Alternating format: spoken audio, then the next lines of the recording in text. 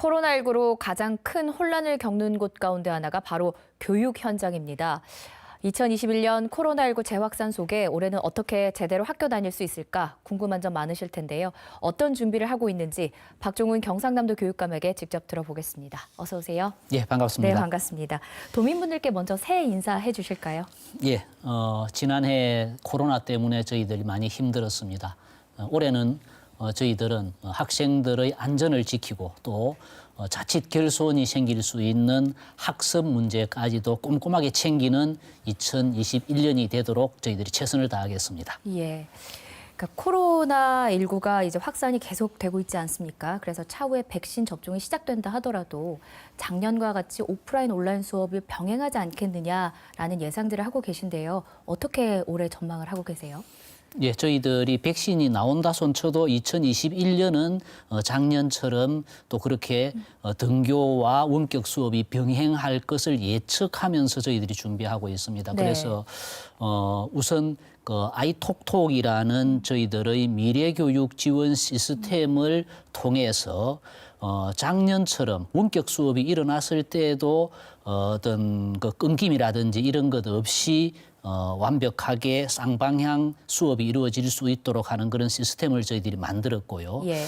그리고 학교에 교실에 지금 무선망이 제대로 갖추어져 있지 않은 학교가 많이 있습니다. 그래서 올해는 300억 원 정도의 예산을 들여서 도내 전체 16,000개의 교실에는 무선망이 갖추어지도록 6월 달까지 완성이 되겠습니다만 2월 달 안에 되도록 저희들이 최선을 다하겠고요. 네. 그리고 4만여 대의 태블릿 PC를 저희들이 210억 원 정도 확보해서 이제 준비를 하고 하는 등으로 학생들이 원격 수업을 해도 등교 수업을 해도 원활하게 이루어질 수 있도록 저희들이 최선을 다하고 있습니다. 예.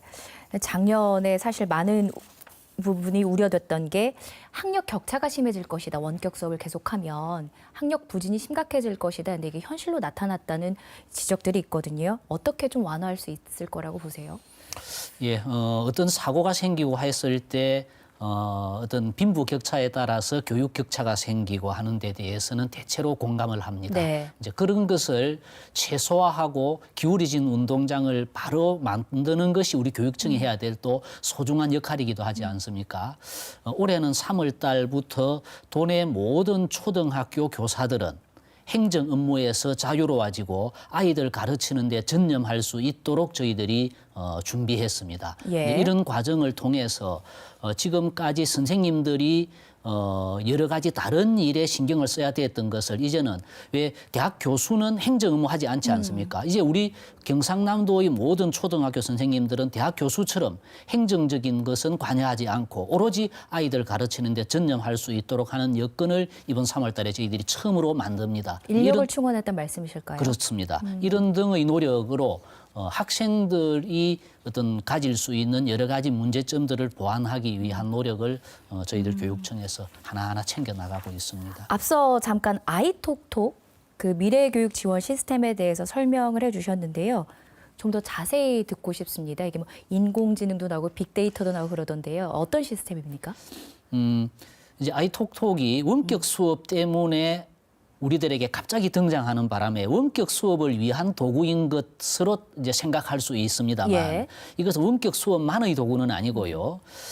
이제 우리 아이들에게 인공지능을 활용해서 개인 맞춤형 학습이 가능하도록 할 수 있는 방법은 없을까라는 고민을 하면서 저희들이 독자적으로 브라우저를 개발을 했고 플랫폼을 만들었습니다. 뭐 다른 교육청에서 상상할 수 없는 일을 저희들이 먼저 시작을 한 것이고요. 그래서 저희들은 학생들이 이 플랫폼을 통해서 학생들의 학습 활동, 교사들의 교수 활동, 행정실의 지원 활동 모든 것이 이 플랫폼을 통해서 이루어지게 되고 여기에서 나오는 고급 학생들의 어떤 정보, 네. 데이터를 축적해서 그 아이에게 맞춤형 개별 학습이 가능하도록 만든 새로운 시스템이 아이톡톡이고 이번 3월 달부터 도내 전체 학교에 배포가 됩니다. 이제 이것을 통해서 학력 격차도 줄일 수 있는 결과를 그 아이톡톡에서 저희들이 추출할 수 있을 것이고요. 예. 학생들의 개인 맞춤형 학습이 가능하도록 만들어진 미래교육 지원 시스템이라고 그러니까 말할 수 있습니다. 좀 더 간단하게 이해를 해보자면 시스템 자체가 학생이 어떤 부분이 부진하구나라고 알고 그 부분을 뭐 다시 공부를 시킨다거나 이런 프로그램이란 말씀이신 거죠? 뭐 쉽게 말씀드리면 네, 그런 정보를. 것일 수 있죠. 네. 이제 학생은 그것을 의식하지 않고 그 플랫폼에 참여하는 네, 것만으로 거기에 나오는 데이터를 지금까지는 사실 이런 데이터가 뭐 구글이라든지 MS라든지 하는 이런 회사에 다 가버렸는데 네. 이번에 저희들이 개발한 브라우저는 그 데이터의 소유권을 우리 경상남도 교육청이 갖게 이렇게 되어 있습니다. 예, 그래서 알겠습니다. 이 빅데이터를 활용해서 인공지능을 접목하면 그 아이의 개별성이 다 고급 정보로서 나오게 되어 있는 것이죠. 거점 통합 돌봄센터 이야기도 해보겠습니다. 올해 또 중점 사업이기도 한데요. 규모가 어느 정도 되나요? 지금 이제 아이들의 돌봄은 학교 돌봄이 있고 마을 돌봄이 있습니다. 학교 돌봄이 지금 70% 이상을 차지하고 있습니다. 최근에 논란이 된 것이 이제 돌봄의 주체가 교육청이 돼야 하느냐, 지자체가 돼야 하는 논란이 있습니다만 이건 뭐 큰 틀에서 국회가 정해줄 일이라고 생각을 하고요. 우리 교육청에서는 학교가 방과후 학교 때문에 초등학교가 힘들다는 것과 현재의 방과후 학교 수준으로는 방과후 학교의 품질이 더 이상 높아지기 어렵겠다라는 생각 때문에 인근에 10개 정도 학교를 모아서 하는 거점 통합 방과후 학교를 이번에 처음으로 시범 사업을 벌입니다. 여기는 이제 학교하고는 별개로 운영이 되고 인근의 10개 학교 학생들을 셔틀버스를 운영해서 데리고 와서 수준 높은 방과후 돌봄이 이루어질 수 있도록 저희들이 할 것이고 이것이 성공하면 나중에 지자체와 함께하는 이렇게 확산되어 나가면 지금까지 하고는 차원이 다른 방과후 학교가 새로 만들어질 것으로 생각합니다. 이 또한 기대를 해보도록 하겠습니다.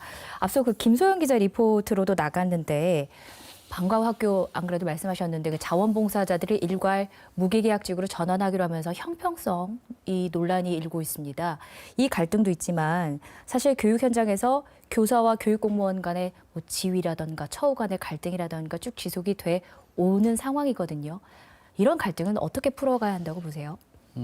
옛날에는 학교 하면 교무실 선생님과 행정실 직원 이 어떤 직종으로만 생각을 했습니다만 지금 학교 안에는 40개 가까운 다양한 직종들이 함께 모여 있습니다.